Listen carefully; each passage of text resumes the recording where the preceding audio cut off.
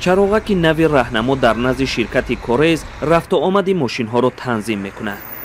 то насб шудани ин чароғак ҳаракати мошинҳо инҷо назму тартибе надошт.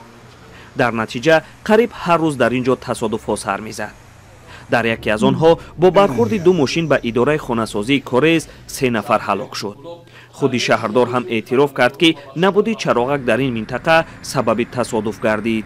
соҳибкорам ҳамута рафт, дигар ба гардан нагирифт, надида ки чӣ қадр садама шид.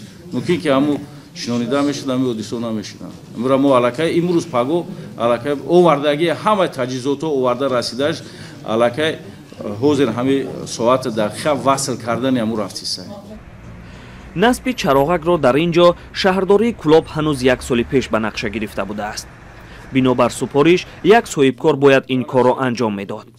Бахтиёр Назарзода шаҳрдори Кӯлоб гуфт ки соҳибкор ба ваъдааш вафо накард. тасодуфи 8 январ ва шикояти сокинон ҳукуматро маҷбур кард то ин корро аз ҳисоби буҷа анҷом диҳад. дар ҳукумати маҳаллӣ гуфтанд ки онҳо талош карданд баъди ин садама дар ин минтақа аз ҳисоби худ чароғаки раҳнамо насб кунанд. ҳоло дида мешавад рафтуомади мошинҳо дар ин минтақа танзим мешавад.